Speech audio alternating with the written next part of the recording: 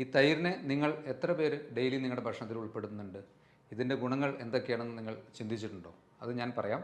നമ്മുടെ ആരോഗ്യത്തിന് വേണ്ടിയും നമ്മുടെ സൗന്ദര്യ സംരക്ഷണത്തിന് വേണ്ടിയൊക്കെ നമ്മൾ ഒരുപാട് പൈസ ചിലവാക്കാറുണ്ട്. പ്രത്യേകിച്ച് ഈ കോവിഡ് സമയത്തൊക്കെ ഒരുപാട് immune boosters like vitamin C, vitamin D ഒക്കെ കഴിക്കുന്നുണ്ട്.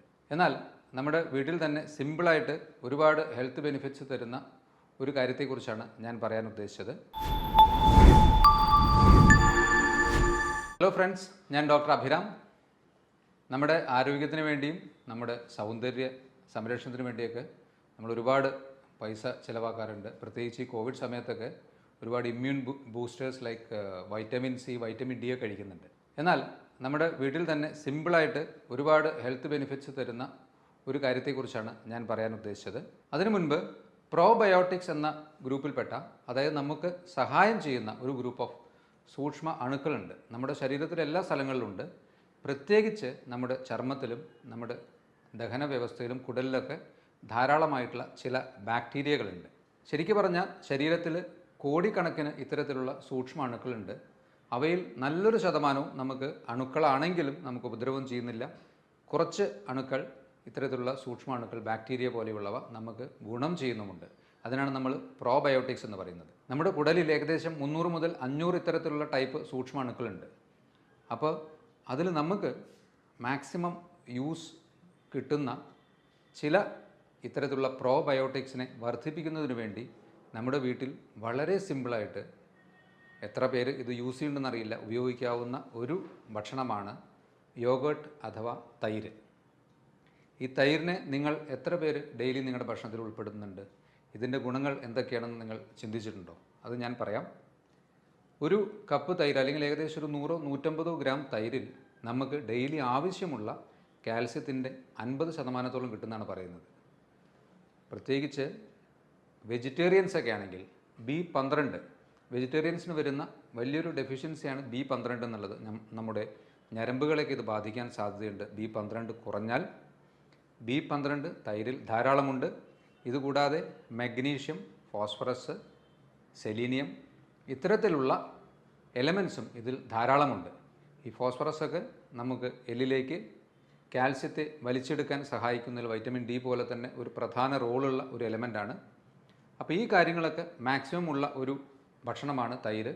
ഇതുകൂടാതെ വീണ്ടും ഏകദേശം ഒരു 100 ഗ്രാം തൈര് എടുക്കുകയാണെങ്കിൽ അതിൽ 12% പ്രോട്ടീനുമുണ്ട്. പലരും തൈര് ഫാറ്റാണ് എന്ന് വിചാരിച്ച് കഴിക്കാതിരിക്കലുണ്ട്. അത് വളരെ ചുരുക്കം പേർക്ക് അത് ഒഴിവാക്കേണ്ടത് ആവശ്യമുള്ളൂ.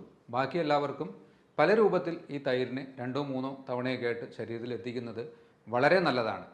തൈരിൽ ലാക്ടോബാസില്ലസ് എന്ന ഒരു ബാക്ടീരിയ, ഇത് വളരെ നല്ല ഒരു ബാക്ടീരിയയാണ്. ഈ പ്രോബയോട്ടിക്സ് പെട്ട ഒരു ബാക്ടീരിയയാണിത്. ഇത്തരത്തിലുള്ള ബാക്ടീരിയ കൊണ്ട് നമുക്കുണ്ടാകുന്ന ഗുണം, പ്രോബയോട്ടിക്സ് മൊത്തമായി നോക്കുകയാണെങ്കിൽ ഏറ്റവും പ്രധാനമായിട്ട് ഈ ദഹന പ്രശ്നങ്ങളുള്ളവർ, പ്രത്യേകിച്ച് ഇറിറ്റബിൾ ബവൽ സിൻഡ്രോം അഥവാ IBS എന്ന അസുഖമുള്ള ഈ ദഹന വ്യവസ്ഥയിലുള്ള പ്രശ്നങ്ങളുള്ളവർക്ക് തൈര് നല്ല ഗുണം ചെയ്യും. അത് ചിലപ്പോൾ അവർ അതിന് കുറയ്ക്കുന്നതിനും അതിനെ ഒഴിവാക്കുന്നതിനൊക്കെ, IBS നിന്ന് രക്ഷ നേടുന്നതിനൊക്കെ തൈര് നല്ല ഗുണം ചെയ്യാൻ സാധ്യതയുണ്ട്. ഇതുകൂടാതെ നമ്മുടെ ഇമ്മ്യൂണിറ്റി വർദ്ധിപ്പിക്കുന്നതിലും, സ്കിൻ കംപ്ലയിൻസ് കുറയ്ക്കുന്നതിലും, ഹാർട്ട് കംപ്ലയിൻസ് കുറയ്ക്കുന്നതിലും, അതുപോലെ നമുക്ക് ജനറലായിട്ടുള്ള ഒരു ഹെൽത്ത് തരുന്നതിലും, വെയിറ്റ് റിഡക്ഷൻ, ഇതിലൊക്കെ ഇത്തരത്തിലുള്ള പ്രോബയോട്ടിക്സും അതുപോലെ തൈര് ഉപയോഗിക്കുന്നതിലും നമുക്ക് നല്ല ഗുണം ചെയ്യുന്നുണ്ട്. തൈരിൽ ധാരാളം HDL കൊളസ്ട്രോൾ ഉണ്ടെന്നാണ് പറയുന്നത്. HDL കൊളസ്ട്രോൾ നമുക്കെല്ലാം അറിയുന്ന പോലെ ശരീരത്തിന് നല്ലതാണ്. LDL കൊളസ്ട്രോൾ ഡെപ്പോസിറ്റ് ചെയ്യുന്ന ഈ മോളിക്യൂൾസിനെ രക്തക്കുഴലിൽ നിന്ന് തിരിച്ചു കൊണ്ടുവരുന്നതിൽ പ്രധാന പങ്ക് വഹിക്കുന്നത് HDL കൊളസ്ട്രോളാണ്. അപ്പോൾ അതിൽ ധാരാളമുണ്ട്. ഓസ്റ്റിയോപൊറോസിസ് കുറയ്ക്കും, അതായത് എല്ലുകൾക്കുള്ള ദ്രവിച്ചു പോകുന്ന അവസ്ഥ, അതിൽ ഫോസ്ഫറസ് ഉള്ളതുകൊണ്ട് കാൽസ്യം അബ്സോർപ്ഷൻ സഹായിക്കുന്നു, ജനറൽ ഇമ്മ്യൂണിറ്റി വർദ്ധിപ്പിക്കുന്നു. അപ്പോൾ ഇത്രയും കാര്യങ്ങൾ ഈ ഒരു അത്ഭുത ഭക്ഷണമായിട്ട് നിങ്ങൾക്കിപ്പോൾ തോന്നുന്നുണ്ടാവാം. കാരണം തൈര് പലരും എല്ലാ ദിവസവും ഭക്ഷണത്തിൽ ഉൾപ്പെടുത്തി കഴിക്കുമെന്ന് എനിക്ക് തോന്നുന്നില്ല. ചുരുക്കം ചില ആൾക്കാർ അത്തരത്തിൽ ചെയ്യുന്നുണ്ടാവും. പക്ഷേ ഡെയിലി നിങ്ങൾക്ക് ഒരുപക്ഷെ 2-3 കപ്പ് തൈര് വരെ കഴിക്കുന്നതുകൊണ്ട് കുഴപ്പമില്ല. സാലഡ് രൂപത്തിലോ അല്ലെങ്കിൽ അത്തരത്തിൽ ഭക്ഷണത്തിൽ ഉൾപ്പെടുത്തി അത് കഴിക്കേണ്ട ചില രീതികളുണ്ട്, അത് ഞാൻ പറയാം. എപ്പോൾ കഴിക്കണം തൈര്? കഴിവതും വെറും വയറ്റിൽ തൈര് കഴിക്കണ്ട. കാരണം അതിന് ഒരു ഫെർമെൻറ്റിങ് ടെൻഡൻസി ഉള്ളതുകൊണ്ട് നമുക്ക് ഒരു അസിഡിക് ടെൻഡൻസി വരാൻ സാധ്യതയുണ്ട്. വെറും വയറ്റിൽ കഴിക്കേണ്ട. ഭക്ഷണത്തിൻ്റെ കൂടെയോ മുന്നെയോ രാത്രിയോ ഒക്കെ തൈര് കഴിക്കാവുന്നതാണ്, തീർച്ചയായിട്ടും കഴിക്കാവുന്നതാണ്. നേരത്തെ പറഞ്ഞതുപോലെ 2-3 കപ്പ്, അതായത് ഒരു 100-200 ഗ്രാംസ് വരെയൊക്കെ തൈര് കഴിക്കുന്നതുകൊണ്ട് കുഴപ്പമില്ല. പല സമയങ്ങളായിട്ട് തൈര് കഴിക്കുന്നതുകൊണ്ട് കുഴപ്പമില്ല. മറ്റ് അസുഖങ്ങളുള്ളവരാണെങ്കിൽ, പ്രത്യേകിച്ച് ഹാർട്ട് കംപ്ലയിൻസ് ഉള്ളവരാണെങ്കിൽ ലോ ഫാറ്റ് തൈര് കഴിക്കുന്നതായിരിക്കും നല്ലത്. തൈരിനെ പാസ്ചറൈസ് ചെയ്ത രീതിയിലാണ് നിങ്ങൾ കഴിക്കുന്നത് എങ്കിൽ അതുകൊണ്ട് പ്രത്യേകിച്ച് വലിയ ഗുണം കിട്ടില്ല. കാരണം അതിലെ ഈ ലാക്ടോബാസില്ലസ് എന്ന നമ്മുടെ IBSനെയോ അല്ലെങ്കിൽ കുടലിൻ്റെ ദഹനത്തെയൊക്കെ സഹായിക്കുന്ന ആ ഒരു ബാക്ടീരിയ അതിൽ നിന്ന് നശിച്ചു പോകുന്നുണ്ട്. അതുകൊണ്ട് പാസ്ചറൈസ്ഡ് ഫോമിൽ ആണ് തൈര് കിട്ടുന്നതെങ്കിൽ അത് കഴിവതും കഴിക്കാതിരിക്കുക. ഏറ്റവും ബെസ്റ്റ്, നിങ്ങൾക്ക് വളരെ സിമ്പിളായിട്ട് ഈ തൈരിനെ നമുക്ക് വീട്ടിൽ ഉണ്ടാക്കാമെന്ന് എല്ലാവർക്കും അറിയാം. ആ രീതിയിൽ തന്നെ അതിനെ കഴിക്കാൻ ശ്രമിക്കുക. ഇത് കഴിക്കാൻ പാടില്ലാത്തവർ, മിൽക്ക് ഇൻടോളറൻസ് ഉള്ളവർ, ലാക്ടോസ് ഇൻടോളറൻസ് ഉള്ളവർ ഇത് കഴിക്കരുത്. അല്ലെങ്കിൽ തൈരിലെ ചില ഘടകങ്ങളുമായി അലർജി ഉള്ളവർ അത് കഴിക്കരുത്. അത് കഴിക്കുമ്പോൾ തന്നെ നമുക്ക് അറിയാം. അപ്പോൾ അത്തരത്തിലുള്ളവർ മാത്രം അത് ഒഴിവാക്കിയാൽ മതി. ബാക്കി എല്ലാവർക്കും ഒരു മീഡിയം ടു മോഡറേറ്റ് അളവിൽ തൈര് കഴിക്കുന്നതുകൊണ്ട് കുഴപ്പമില്ല. ഇനി തൈരിൻ്റെ കൂടെ കഴിക്കാൻ പാടില്ലാത്ത ഭക്ഷണങ്ങളുണ്ടോ എന്ന് നോക്കാം. 2 പ്രോട്ടീൻ, മൃഗങ്ങളുടെ പ്രോട്ടീൻ ഒരുമിച്ച് കഴിക്കേണ്ട.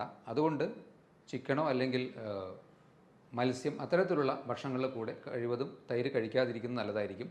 അതുമായി കുറച്ചൊരു ഗ്യാപ്പിട്ട് കഴിക്കുന്നത് നല്ലതായിരിക്കും. അതിൻ്റെ കൂടെ കഴിക്കണ്ട. പിന്നെ ചൂടുള്ള ചോറിൽ കഴിവതും തൈര് ഒഴിച്ച് കഴിക്കാതിരിക്കുക.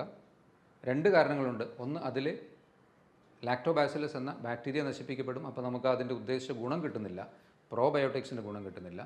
പിന്നെ ഒരു കെമിക്കൽ റിയാക്ഷനിൽ ഓക്സൈഡ്സ്, പെറോക്സൈഡ്സ് എന്നീ ഫോംസ് ഉണ്ടാകുന്നതുകൊണ്ട് അത് നമ്മുടെ ആരോഗ്യത്തിന് ഹാനികരമാവാൻ സാധ്യതയുണ്ട്. ഈ 2 കാരണങ്ങൾ കൊണ്ട് ചൂടുള്ള ഭക്ഷണങ്ങളുടെ കൂടെ തൈര് കഴിക്കണ്ട. പിന്നെ അധികമായി എണ്ണമയമുള്ള ഭക്ഷണങ്ങളുടെ കൂടെയും തൈര് കഴിവതും കഴിക്കാതിരിക്കുക. അപ്പോൾ ശരിക്കും പറഞ്ഞാൽ തൈര് നിങ്ങൾ അതിൻ്റെ യഥാർത്ഥ ഫോമിൽ പാസ്ചറൈസ് ചെയ്യാതെ മറ്റ് ആഡഡ് ആയിട്ടുള്ള ഒരു ഫാക്ടേഴ്സും ഇല്ലാതെ, പ്രത്യേകിച്ച് പലരും ലസ്സി, തൈര് നല്ലതാണെന്ന് പറഞ്ഞ് ലസ്സി കുടിക്കുന്ന ഒരു ശീലമുണ്ട്. ലസ്സി നിങ്ങൾക്ക് ടേസ്റ്റിന് വേണ്ടി കഴിക്കാമെന്നല്ലാതെ അതുകൊണ്ട് നമുക്ക് ഉദ്ദേശിച്ച ഫലം കിട്ടില്ല. കാരണം പഞ്ചസാര ചേർത്ത് കഴിഞ്ഞാൽ തൈരിന് അതിൻ്റെ ഗുണം കിട്ടുന്നില്ല. എന്തൊരു വസ്തുവിൻ്റെ കൂടെയും റിഫൈൻഡ് ഷുഗർ ആഡ് ചെയ്താൽ അതിന് ഉദ്ദേശിച്ച ഫലം കിട്ടില്ല. അപ്പോൾ ലസ്സി പോലെയുള്ളവ ഒരു ആഗ്രഹത്തിന് കുടിക്കാം, തൈരിൻ്റെ ഗുണത്തിന് വേണ്ടി കുടിക്കേണ്ട. തൈര് അതിൻ്റെ അതേ രൂപത്തിൽ തന്നെയോ സാലഡ് പോലെയോ തൈര് കഴിക്കുന്നതുകൊണ്ട് കുഴപ്പമില്ല. മറ്റ് ഒനിയൻ, തക്കാളി അത്തരത്തിലുള്ള സാധനങ്ങളുടെ കൂടെ തൈര് കഴിക്കുന്നതുകൊണ്ട് കുഴപ്പമില്ല. അപ്പോൾ ഇത്തരത്തിൽ ഒരുപാട് ഹെൽത്ത് ബെനിഫിറ്റ്സ് ഉള്ള ഈ യോഗർട്ട് എന്ന തൈര് നിങ്ങൾ നിങ്ങളുടെ ഭക്ഷണത്തിൽ നല്ലതുപോലെ ഉൾപ്പെടുത്തുക. നിങ്ങൾക്ക് പ്രത്യേകിച്ച് ദഹന വ്യവസ്ഥയുമായി ബന്ധപ്പെട്ട അസുഖങ്ങളെയും ചർമ്മരോഗങ്ങളെയൊക്കെ നല്ലതുപോലെ കുറയ്ക്കാൻ കഴിയും. അതുപോലെ നമ്മളുടെ എല്ലുകൾക്ക് കൂടുതൽ ബലം കിട്ടാൻ വേണ്ടി അത് കഴിയും. പ്രത്യേകിച്ച് വെജിറ്റേറിയൻസിന് B12 ഇതിൽ നല്ലതുപോലെ ഉള്ളതുകൊണ്ട് ആ ഒരു ഡെഫിഷ്യൻസിയും വരാതെ നമുക്ക് തടയാൻ കഴിയും.